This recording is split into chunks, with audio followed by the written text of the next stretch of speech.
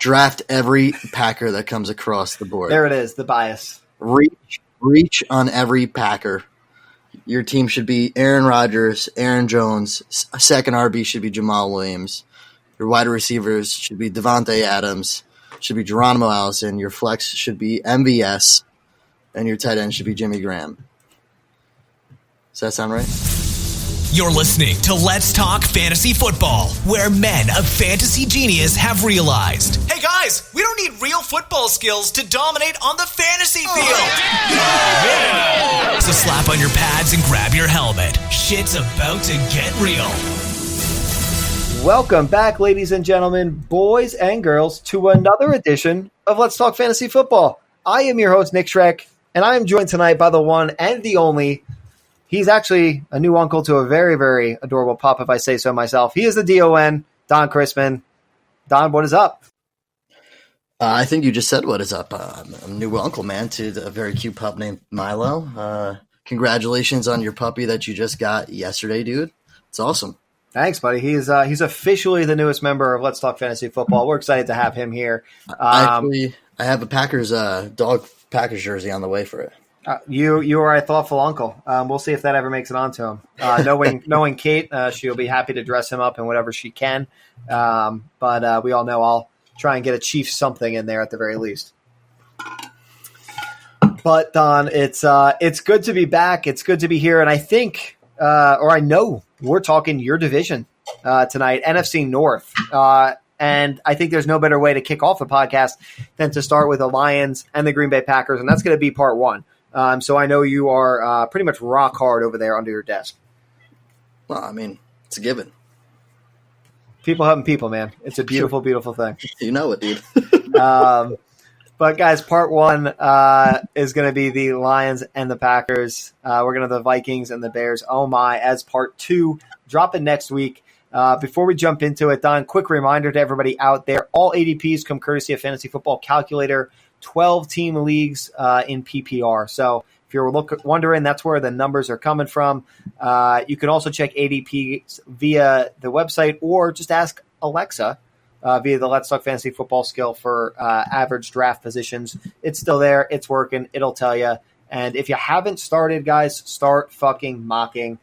It's August 1st, at least at the recording date, which means by the time you're tuning in, you should be balls deep into fantasy football. We've got our first game going tonight, Don, so it's a beautiful, beautiful day.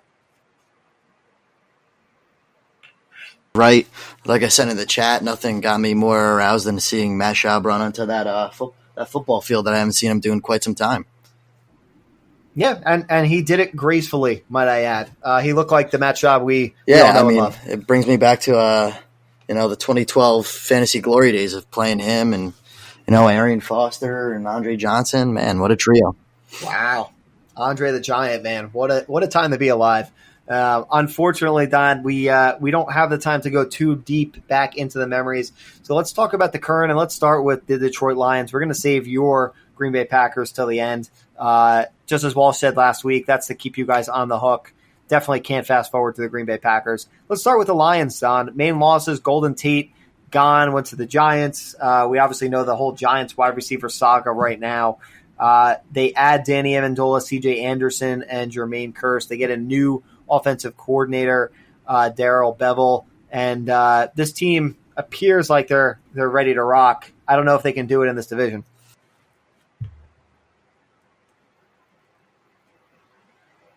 Just picked up Mike Daniels. They just lost too, probably yesterday. They just lost Theo Riddick, which is also interesting. Who obviously, other than last year, obviously was a very down year for him. But Theo Riddick was a very viable PPR flex RB2 for a few years now. So looking at a new Detroit, lost some players they've had for quite a few years now, added some new players such as like a CJ Anderson, which is interesting.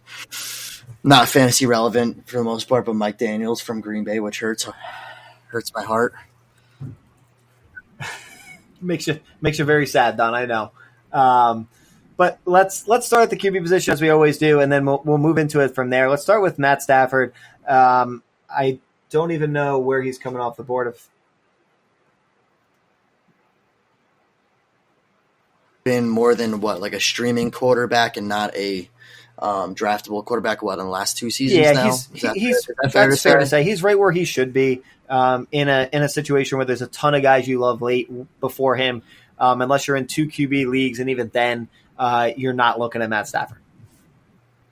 No, definitely not. I mean, listen, they lose Golden Tate, who was obviously a primary target, but you got another year, Galladay, who ended up having a pretty good year last year. Maybe they'll grab Calvin Johnson, bring him back out of retirement. I don't know. It's I'm kidding. Why not? It'll be nice, but Stafford is just. We'll see what the matchups look like. We'll let Walsh tell you about that from week to week, I think is fair to say. Yeah, I mean, it's the same thing we're going to tell you pretty much every week.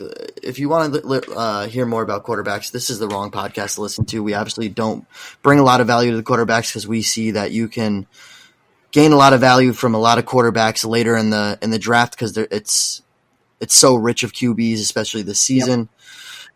And if you've been playing fantasy for some time, streaming QBs does work.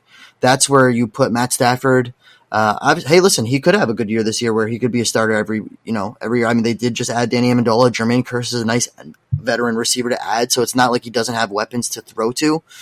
But in the same sense, it's been 2 years already where he hasn't been the quarterback of what we were used to a few years ago. So again, he's going to be someone that you're probably going to want to stream, midway through the season against a good matchup. I don't foresee him being anything else, and definitely not someone to go and draft. I agree, Don, and I think the biggest fantasy piece in this offense right now is one of the biggest and really the big name now, Kerryon Johnson. Like you said, Theo Riddick no longer with the Lions, which opens up a huge opportunity for Johnson. I think if we had recorded this podcast last week, I think the conversation on Johnson may have gone a little differently than it's going to go tonight. And we're going to see how that plays out. But to give you an idea on his ADP right now, he has a 6th pick in the 3rd round. It's August 1st, 2019, guys. As of July 25th, he was the 3rd pick in the 4th round. All right, so he's up almost a full round with the news of Theo Riddick out, and he is moving on draft boards. Understandably, he just lost a guy that was competition for a bunch of catches, touches, etc., which now opens the door if he can stay healthy. The upside's always been there on Kerryon Johnson. He just gets injured.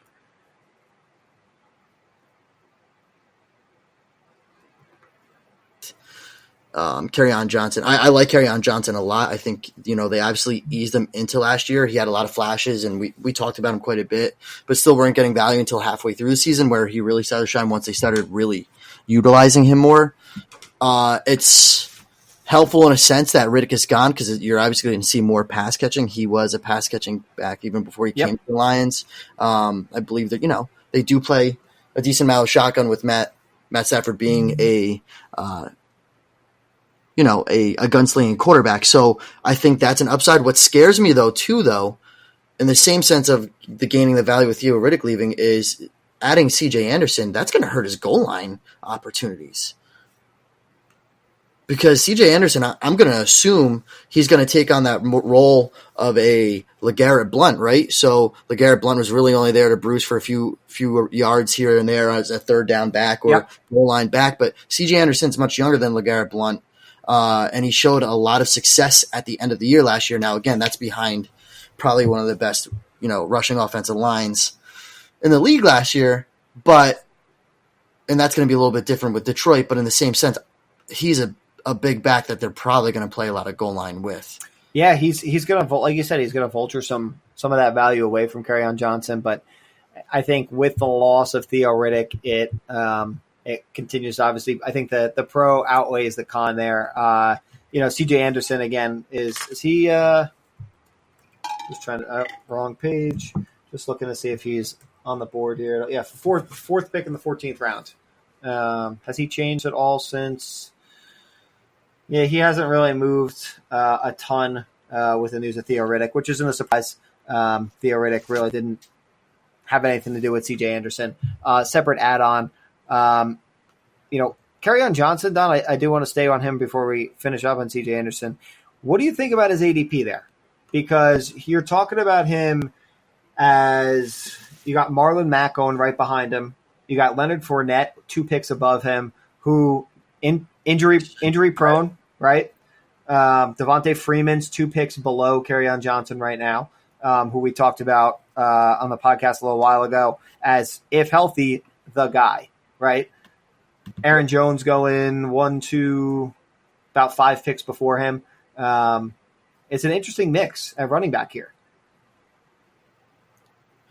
Yeah, so I just uploaded. So I look at 12-team half-point PPR. Are you looking at full-point PPR? Point, yep. Okay. So, I mean, it varies very little. It's the same people. Marlon Mack it's Aaron Jones and Marlon Mack before him. Kerryon Johnson going right in the middle of the 3rd round, and directly behind it, like 1 pick is Devontae Freeman. Okay, yep. That's fair in the sense of I think that's fair because you know what? Kerryon Johnson's younger than Devontae Freeman. Devontae Freeman's also had injuries in the last few seasons, and Leonard Fournette literally is a China doll. I mean, the guy is obviously way more talented and better than Kerryon Johnson, but the guy can't stay on the field, and that's what hurts his value. So Kerryon Johnson going at that point, I'm totally cool with it. I think that C.J. Anderson is not going to have the same effect that he did to Gurley at the end of the season in L.A. Yep. A lot of different reasons. Obviously, Gurley had an injury we really weren't too aware of until afterwards. And again, it's a different team. He's not going to have the offensive line that he has. It's not going to have Sean McVay as running those plays. I think Kerryon Johnson proved his worth through the year last year, and I think they're going to lean on the sophomore back quite a bit more, especially in the pass game. So yeah, I like Kerryon Johnson there. I like him right there. I would take Aaron Jones before him. I might even take Kerryon Johnson before Marlon Mack. But that's about it. I mean, that's where you struggle. I would like to say I would still take Leonard Fournette over Kerryon Johnson, but I would have to know who my other running backs are before I do that because Leonard Fournette, you have to know he's most likely not going to play a full season for you, and you got to worry about if you're a team that's going to make playoffs, what if he's hurt at the end of the year? Yeah, it really comes down to belief. Who do you believe in more, Kerryon Johnson or Leonard Fournette to stay healthy? You could argue it about Devontae Freeman. Same thing. We have the injuries to those guys. And like you said, down the stretch, playoffs and long term, Kerryon Johnson obviously has the upside, has the talent. He had 100-yard rushing performances in 2 of his first 6 games last year. So the talent was there, but he obviously broke down, throughout the first 10 weeks, we'll say. So the touch volume, that's going to change. Yeah. I think I agree with you. I definitely agree with you on Aaron Jones. There's no question. Marlon Mack is close. I think I would still take Devontae Freeman. I think he's just on a better team, at least right now, that I know what I'm getting in that offense with Matt Ryan, Julio Jones, and that offense and his touches, assuming health. But I think I'd prefer Freeman over Johnson. Sure. And what I could say, Nick, is, listen, obviously backs are going to go heavily in the beginning of the first round. This is where it starts to get, I guess, questionable, and there's a lot of value with a lot of these guys, but you don't know whether they are going to have the durability or, Kerryon Johnson is a sophomore, so he's had 1 season, so hasn't proven everything yet. So between a few question marks with these guys, but obviously have a lot of upside. If you're worried about that, I mean, the next round, man, you got Derrick Henry, Mark Ingram with Baltimore, who I think is going to actually have a good year with Baltimore, Philip Lindsay with Denver, Chris Carson, Seattle. Like if you have a nice stud running back as your RB1, and you want to go maybe receiver, tight end, because, around that point, it's probably right where Kelsey and Ertz are going to go, or maybe a little bit after that. But if you want to go for like a Kittle or something like that, where there's still tight end value before that really drops off, or you want another stud wide receiver, you can wait another round and grab someone like a Derrick Henry, Mark Ingram, Philip Lindsay, Chris Carson, or Sony Michel, really, where they have that upside to still have just as much value as those guys with a 1 pick later, and they'd be really a nice RB2. But still getting that added value of maybe another pass. I love it, Don. Like you said, it's all about looking at the value, and as the board kind of falls to you. I think we hit it on a question today. in the group chat as we answered some Instagram messages about not going into drafts with a set plan of I have to have position X, Y, or Z, right? You let the board kind of play to you, and you see where the guys are, where the value is, and like you said, there are some talented guys here that fall a little bit further down if you're unsure with some of these injury guys. So I think we kind of nailed it there on the running back position. We touched on C.J. Anderson, and I don't think he needs really further discussion. Going sixth, what did we say? Sixth pick in the 14th round, I believe. Okay, so Jamal Williams, Raquel Armstead in Jacksonville, and Malcolm Brown from the Rams. Yeah, so he's just going to be down there doing his thing. I think you could use a flyer pick on a better option. You're not going to handcuff Kerryon Johnson to start the draft. That's at the end of the draft where you're probably going to drop that pick anyway. 100%. It's not worth going for C.J. Anderson where the upside isn't really there. Right, at least right away, unless Kerryon Johnson got hurt or something. Yeah, there's 100%. There's definitely no upside there. It's definitely going take a shot at somebody else. We've hit on the previous podcast or the one to come. Way better ROI. At the very least, like you said, you're probably cutting them at some point anyway. So take a chance. C.J. Anderson is not worth that chance. So let's jump to wide receiver, Don. We got really two big names, Kenny Golladay and Marvin Jones. Kenny Golladay coming off the board with the 11th pick in the 4th round, and Marvin Jones coming off the board with the 4th pick in the 8th round. Who do you like best here out of the two? I definitely like Kenny Galladay's going to have a better season than Marvin Jones. You kind of got a really good understanding of Marvin Jones for the past 2 seasons that he's been in Detroit. Like, he was that big body receiver while Golden Tate was there, and he would start off hot. But I mean, at the end of the day, he had 508 yards last year, only 5 TDs.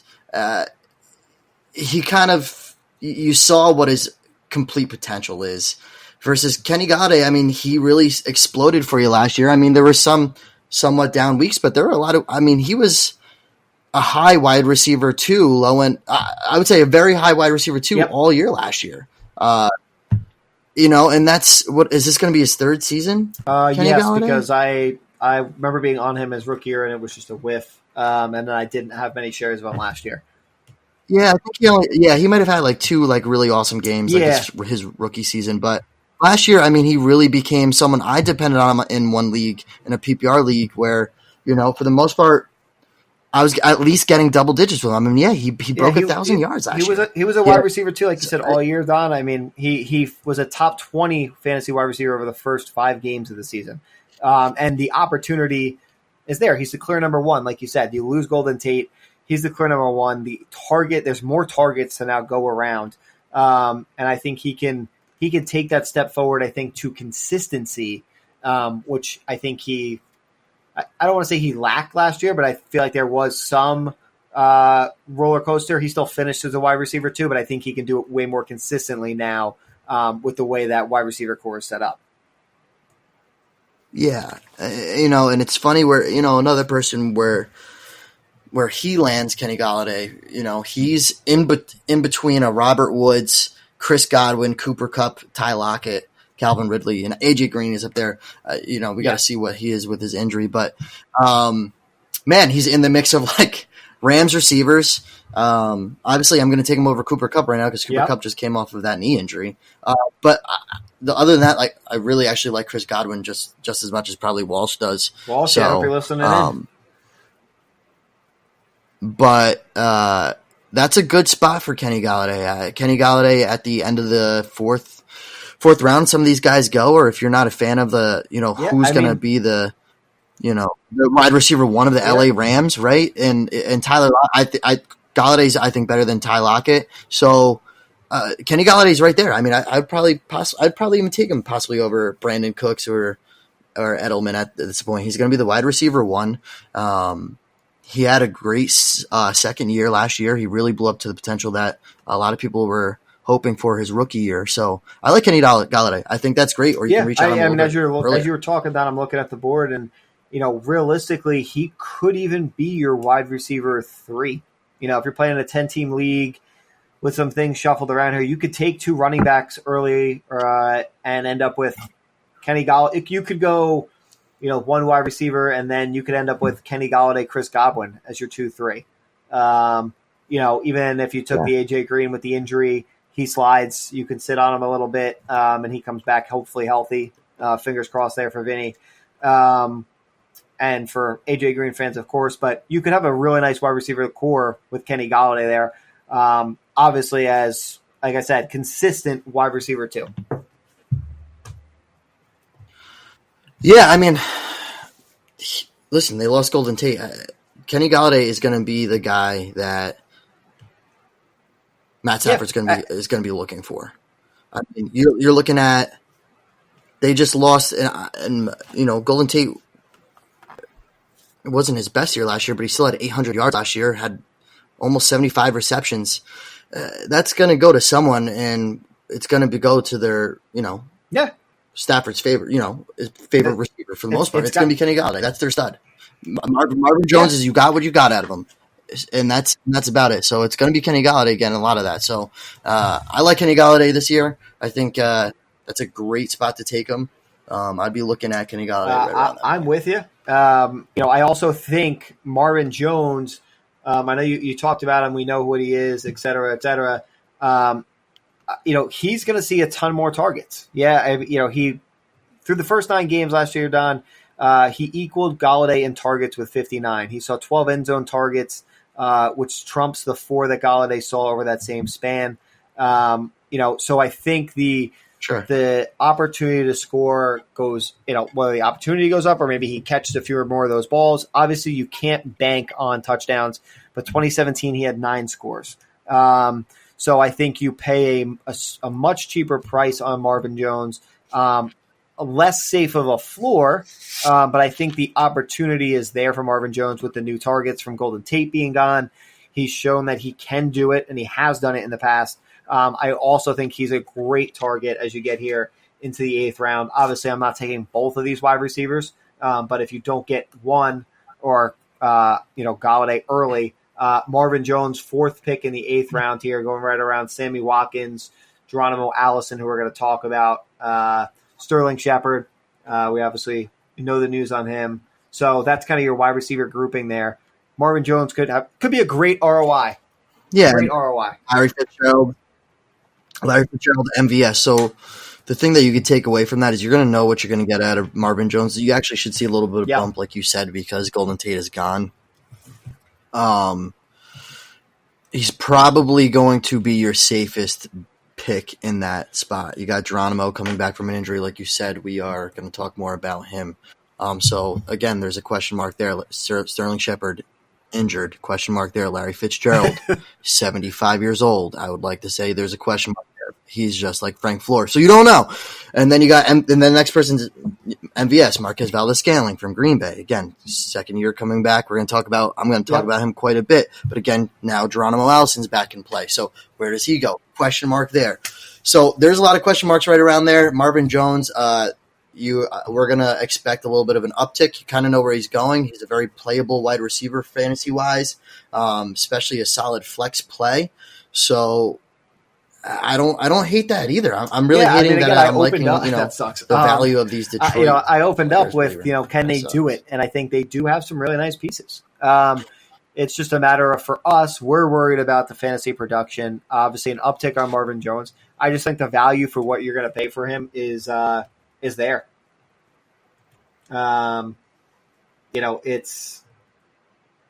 It's a good opportunity. I think that's it on the wide receivers. I think those are the only 2 I really care about. Do you care about anybody else?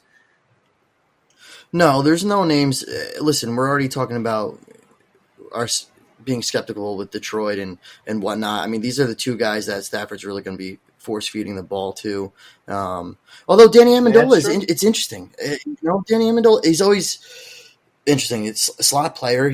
He's going to have, I guarantee, 3-4 blow-up games. And then it's going to be, a lot of 4 or 5 points here or there, Obviously, more PPR value than anything else. But, yeah, Danny Amendola doesn't need to be drafted right now, He's going to be someone that you're going to want to like he's almost like a streamable flex in the middle of like, hey, what is the who are they playing? What's the matchup like? Because that's kind of what Danny Amendola was last year. I mean, like and it worked out for in the weeks that he was expected to have big games.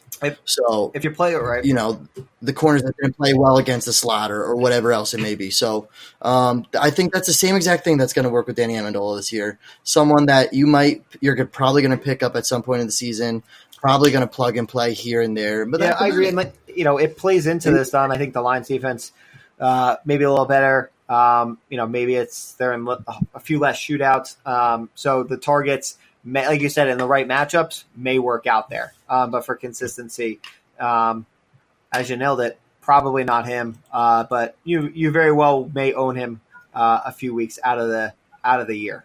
And Jermaine Pierce, I'm not touching either. Like he never really was someone that you're drafting. So don't know what he's going to do with Detroit just yet. It's really Marvin Jones and Kenny Golladay. Obviously, Kenny Golladay being that number one receiver there, and then Marvin Jones knowing what you're going to get in mid draft. So that's who you're looking for. Danny Amendola can have some value. Jermaine Kearse, man, that's a real far reach, but that's not something it's not someone you're gonna draft. We're definitely not condoning that. And I think Don, the last name just to mention, tight end TJ Hawkinson. I'm trying to see what his ADP now is. Second pick in the 12th round. There has been some excitement and hype around him in camp. But I think you're going to look elsewhere, spin the fucking wheel. Evan Ingram of the Giants was the only rookie to finish in the top 10 in fantasy points for tight ends. And he did that in kind of a perfect storm of injuries to other players. Hawkinson long-term, very interesting for Dynasty, I think. Yeah, but for your average run-of-the-mill fantasy league, look elsewhere. He's going to be a better NFL player than he is fantasy. Obviously they're never really that productive or successful fantasy-wise for their first year for the most part. So that's someone, again, that we don't know too much about yet. So not someone I'm going to go ahead and draft right away. Sure, will be interesting to watch during preseason, but again, that's not going to be enough just yet. There's enough tight ends there, or just to stream if you don't want to, reach for one of the bigger guys before it kind of falls off. But also Jesse James is there now too. Not someone to go for, but Jesse James, I feel like even in Pittsburgh the last few years, he's just a veteran tight end that a quarterback still got, Ben Roethlisberger still liked to hit every once in a while, and all that's going to do is kind of hurt Hawkinson is only going to hurt his value a little bit because that's going to take some stupid shares away from him from who knows how many targets he's already really expected to get per game. So, yeah, I'm not jumping on that board just yet. It's as fair as we can go. Spin the wheel. That's it. Is as fair as we can go. All right, I love it. So, Don, that I think is going to do it for the Detroit Lions, right? So it's time to move on. We would arguably say to the premier team. Ready for it in this podcast. I don't want to put words in your mouth, but draft every Packer that comes across the board. Reach on every Packer. All right, Don, kick us off. Your team should be Aaron Rodgers, Aaron Jones. Second RB should be Jamal Williams. Your wide receivers should be Devontae Adams. Should be Geronimo Allison. Your flex should be MVS. And your tight end should be Jimmy Graham. Does that sound right? No, it sounds... Yeah, no, it sounds like anything that if you're new to fantasy, you should not do. It sounds like your team is as perfect as it needs to be. If you try to still do that, that's fantasy is not for you. I love my Green Bay Packers, but that's just not how you attack it. We could briefly hit Aaron Rodgers. We don't care for quarterbacks, but Aaron Rodgers, he's the number 3 QB off the board. He's going closer to the end of the 5th round right now. 2 whole rounds behind Patty Mahomes. Only one ahead of him is Andrew Luck earlier in that round. Wow, this board is really interesting. I haven't looked at this in quite a bit. And the people behind him, one pick behind him is Deshaun Watson, and then a round after is Baker Mayfield. Holy moly. Wow, this is quite different. Yep. What I can tell you is that Drew Brees is the number 9 QB. Russell Wilson is number 10. Phillip Rivers is number 14, who, again, is always the sleeper of the draft. You can take him pretty much really late in the draft and have a solid season with him. So, really, you can go anywhere. So, I'm not going to say go draft him. I'm not going to draft Aaron Rodgers, but it's third overall is great. I think we lost you here, Schreck.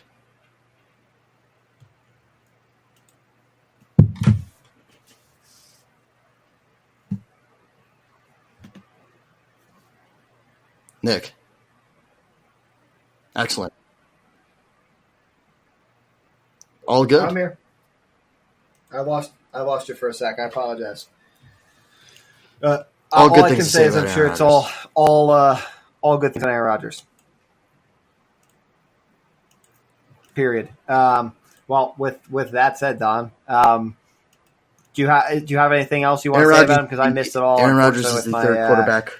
My download here, which is great. Probably the best you've ever seen with Aaron Rodgers. Better believe that he's going to come back swinging. He's going to be healthy to start the season. Knock on wood. Hopefully he stays that way. But in the meantime, guys, just remember there are so many quarterbacks this year. You can literally wait. Jimmy Garoppolo is number 19. Kirk Cousins is number 21. It's pretty wild. Tom Brady's number 16. Awesome. If you have Aaron Rodgers, he's going to produce for you. You also don't need to grab him. You can add another position player there where you don't have to reach on a QB and waste some pretty good talent where you can.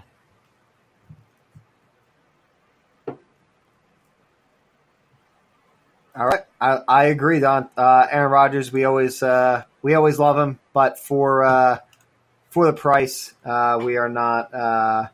No, we're not going to pay. So let's move on. Let's move to Aaron Jones, Don, because he after last year we had a little kind of back and forth. We'll call it running back game under the previous regime. Matt LaFleur comes in, appears to be seeing things very differently, and Aaron Jones really is a, dare I say, borderline fantasy stud in a great offense, and the opportunity is so nothing here's but a few up things for Aaron Jones from where he was last year. Aaron Jones is very good and was very underutilized last year, which was mind-blowing. I understand that Jamal Williams is a great pass blocking back, and that's why they like to plug him in quite a bit. But Aaron Jones is actually a very good pass catcher too, so that was always pretty wild. What still worries me, though, is that Matt LaFleur obviously likes a running back committee. So they did draft a 6th-round rookie, Dexter Williams. So, they did put some more investment in another running back. I think that you will see a bit of Jamal Williams because he is a very helpful back, especially for Rodgers being back there. Obviously not as talented in the sense of, running or pass catching, but just protecting the quarterback, which is needed as well. So I love Aaron Jones. When he's on the field, he's certainly going to produce. Aaron Jones is going the first pick in the 3rd round, 14th running back off the board, which is cool. I mean, yeah, he's a running back too. I mean, that's a 14th running back off the board, puts him smack in the middle. I think even if, I think he's the guy, even if as part of a committee, I think he's priced at probably about the production you're going to get out of him. Maybe he has some weeks up, but I don't know that he finishes a top 10 running back in this offense, but the opportunity's there. I think he finishes running back 13, 14 right in that mix. But I think he's priced right, particularly at the top of the draft here as you're trying to hit some home runs. And I think you could buy Aaron Jones at a very nice price right there. I think that he has the talent to be more than that, to be honest. especially with a lot of question marks with Dalvin Cook being injured, Melvin Gordon and his contract issues, or wanting to get paid. Todd Gurley with whatever lingering knee issue that he's had. But remember, Todd Gurley also had like 2 torn ACLs before he even entered the league. Yep. What happens with Zeke? I mean, we've got a don't lot forget of question Nick marks Chubb. to go here. Guess who on comes August 1st. back halfway through the season? And it's Kareem Hunt. Yeah. So Yeah. So Nick Chubb is a great start for the first half of the going season, hunting. but what happens when Kareem Hunt comes in? And they don't want to get rid of Duke Johnson either. So, that's a crowded backfield with quite some talent as well. So if Aaron Jones can slide that way, which he probably will, that's a really good buy for Aaron Jones because every time he's on the field, I mean, he is unbelievable. Hopefully Matt LaFleur, utilizes him, even though I know that Matt LaFleur likes a running back committee. Uses him in more of an effective manner. So I'm all about it, man. Aaron Jones is great. If he's there, I'm going to grab him. That's for sure. I will grab him before names like Devontae Freeman or Leonard Fournette or Kerryon Johnson, Marlon Mack. I will grab him before then. So I'll take him before Nick Chubb. Maybe biased, but I'll take him over Damian Williams too. So that's right where I put Aaron Jones. He's probably my number. I've actually put him number 11. I like him better than 12, Dalvin Cook, 11? to be honest. Dalvin Cook probably is going to get more work. But again, Dalvin Cook had that injury too. So we'll see with Minnesota. But I like Aaron Jones. I think this is his third year, new system. Matt LaFleur has a lot to prove. So I'm all about it, man. I buy Aaron Jones. He's my number 11 back. All right. Boom. I'm here with you. Let's. I don't think Jamal Williams or Dexter Williams has any. There's nothing here I'm concerned about for them. Yeah, I mean Jamal Williams is at the end of Jamal Williams. It's so hard because this is the time that you're most likely going to drop these picks. So unless for whatever reason you're so heavily invested in Aaron Jones and you need a cuff, but you don't need to cuff your RB2 like that. It's wild. Jamal Williams will be picked up at some point in the season, and he does bring value, just like he did last year. Like Walsh rocked the shit out of Jamal Williams, I think, against the Jets while we were at that game, and that was that was the championship. And he had a wildly good game with Jamal Williams. Right. You're gonna get that, but in the meantime, I mean. If you want to add him, that's fine, but just know that you're most likely going to drop him before you use him. And that's the problem that you see with these RBs that are really cuffs at that point. It's not even worth the pick. So Jamal Williams will be added. He will bring some value, but there's nothing to be like, I need to get Jamal Williams the start of the start. No. Yeah, you don't have to go out of your way at all to get him. All right, Don, let's talk about your Green Bay Packers wide receiving core. Devontae Adams, I don't even think we have to spend a ton of time on him other than maybe let you gush about him for a minute. Currently 7th pick in the first round, the second wide receiver off the board behind DeAndre Hopkins. Packers receiver has top double-digit scores in each of the last 3 seasons. He's going to have great volume coming from Aaron Rodgers and the unquestioned alpha in Green Bay. I like that you said that too at the end. He is the unquestioned alpha. Now, one, he's definitely been underappreciated by the NFL, right? Even though he's the number 2 wide receiver going off the board. Look what Aaron Rodgers did. A very injured Aaron Rodgers did with a doubled up Devontae Adams at all times, right? Now, this is going to be the first time that that Devontae Adams walks into the season knowing like Aaron Rodgers is going to be feeding me the ball. Last year they still had Cobb. The year before that they had Jordy, who was always Aaron Rodgers' man. I mean, there's just always been people around it. I like the young, talented core that's around them. But Devontae Adams is the clear-cut favorite by Aaron Jones by a mile. It's not even close. This is the first time this is happening. And Devontae Adams gets it done either way. Like Aaron Rodgers is gonna feed the shit out of Devontae Adams. I love it. I let Hopkins go first and take Devontae Adams right there. Devontae Adams has the touchdown upside over Julio Jones. Michael Thomas has a more crowded offense where there's going to be a lot of feeding everywhere. Odell Beckham has not even touched Devontae Adams' numbers fantasy-wise in a long time, and now he's in a new system with a Jarvis Landry and a whole lot of pass catchers over there. So Devontae Adams, man, he is going to have a phenomenal year. Do I think he'll be the number one wide receiver? I don't know, but I wouldn't doubt it either at the same time. If they've got Even if he doesn't finish number one, you're happy with the production and consistency. Yeah, and the touchdown upside is there. First round pick. The touchdown upside is there too. Unquestionably. He scores. Every play, every week, 100%. I mean, at one point, I had Devontae Adams last year in a few leagues, and I'm like, I know I'm going to get a touchdown out of him. How many TDs did this guy have last year? 13. He had 13 touchdowns last year. He had almost 1,400 receiving yards, 111 receptions, targeted almost 170 times. You think that's going to stop this year? I mean, it's pretty average production, but I'm not impressed. That's huge. Yeah. So I don't want to move on. Let's move on because everyone's on board with Devontae Adams. We have to. Don. We got to do it for the people. For the people. Then give us your Green Bay Packer insight here. I know you're more about the people than I am, Don, but you love consistency. It's what Devontae Adams is. But what about the wide receiver game we've got going on here with Geronimo Allison? He's coming off the board, 7th pick in the 8th round. You've got Marquez Valdez-Scantling coming off the board with the 11th pick in the 8th round. So what do you do? Who are we believing in as the number 2 wide receiver, and who's worth the pick? Are they both worth the pick? I mean, I'm going to go Geronimo Allison, although he still is wide receiver 3 right now. Okay. Man, that's tough. They really like MVS, and MVS obviously had, starting from the preseason last year, he started off great. MVS was a great play last year. I think you remember I kept saying play MVS, play MVS, play MVS. Yep. Geronimo Allison out for the season, but a receiver that has great rapport with Rodgers.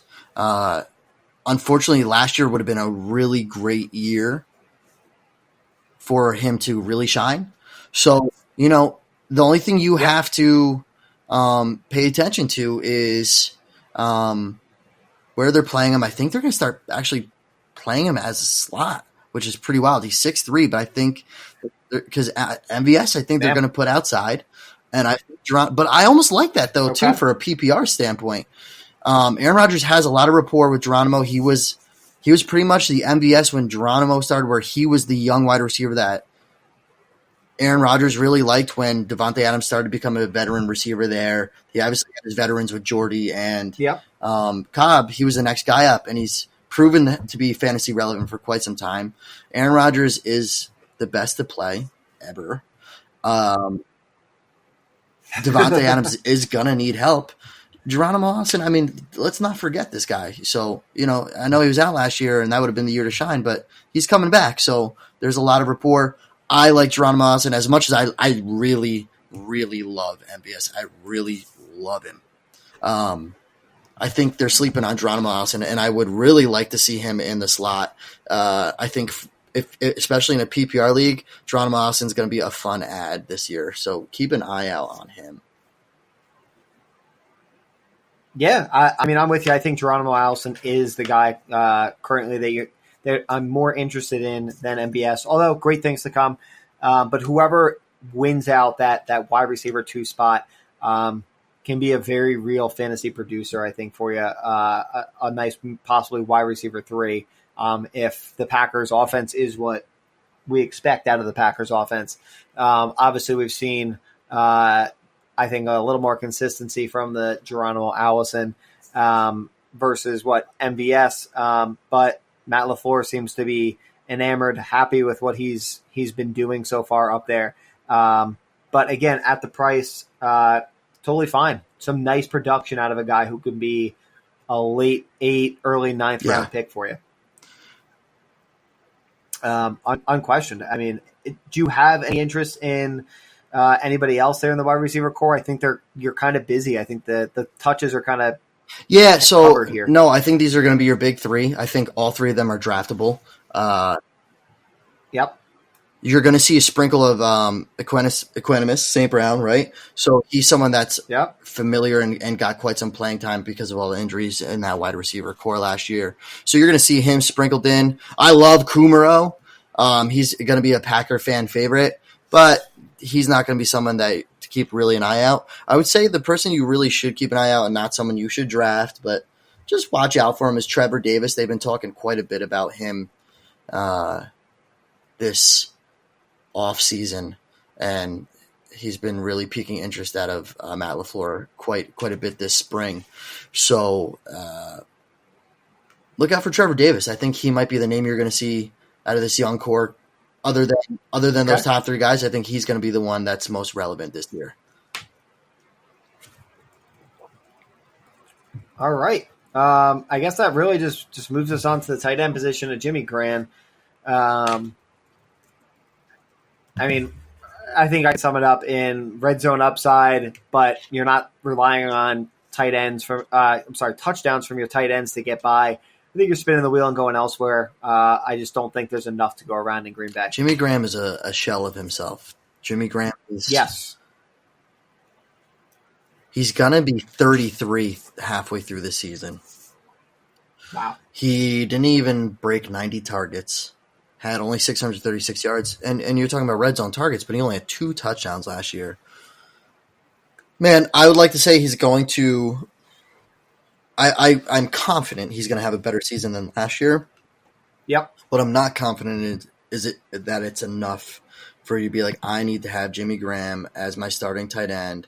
This is who I'm gonna let these tight ends slide so I can grab Jimmy Graham. I think that's not a sexy pick. I think at that point you can go ahead and spin the wheel. I mean, Jimmy Graham right now is the number 19th tight end right now, ADP wise, which is fair. There are definitely more than 10 tight ends that are going to be more relevant than him. So, we kind of saw what we wanted to out of him. It's not like Aaron Rodgers is going to be like, oh man, Jimmy Graham is now my favorite target this year. It's just not going to happen. Spin that fucking wheel, baby. Spin that wheel. That's it. Right. Spin it. All right. Well, Don, I had a blast talking Packers with you. I know they're your team, but we have quite a few questions here, and we're going to kick it off with Ed's question of the week. He gives us one on the Lions and one on the Packers. I know we addressed the teams, but we're going to just hit them quick anyway. His 2 questions here on these teams come in as, are you confident starting MVS or Geronimo Allison right out of the gate? And I think we both said that, yeah, draft them, and whoever is the guy could be a nice wide receiver 3.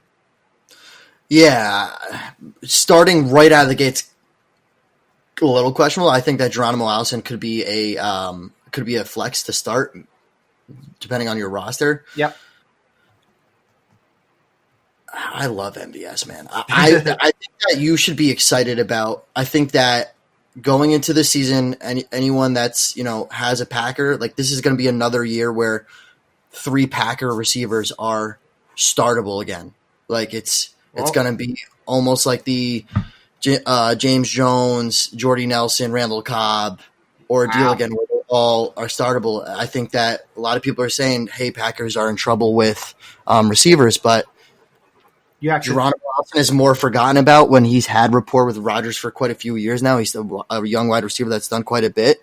So I think this is good for you if you do get him a little bit later because he's a forgotten about receiver. Yep.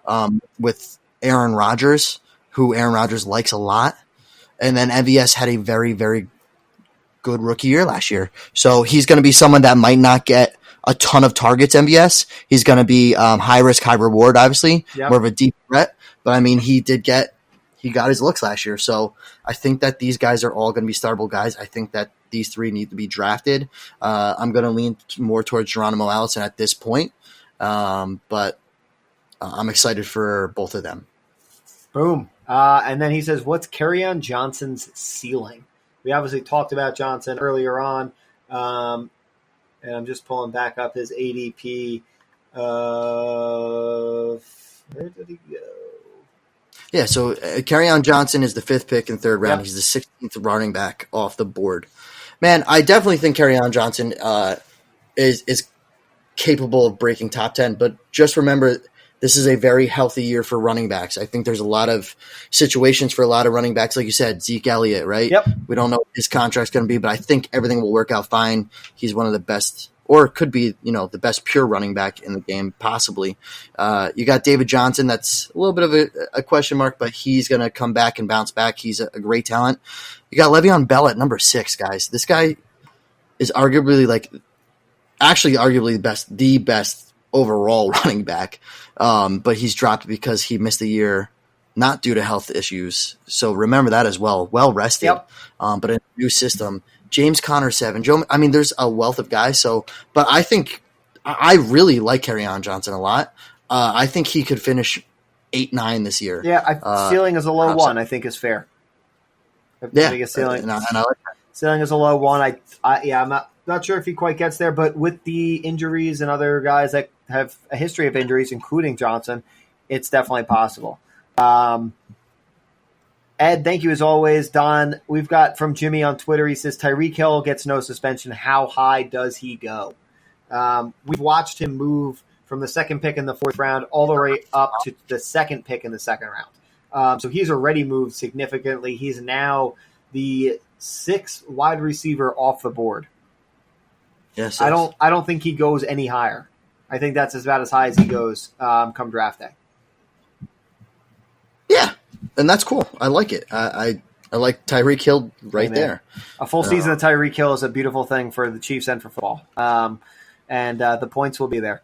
So I would not sweat Tyreek Hill one freaking bit.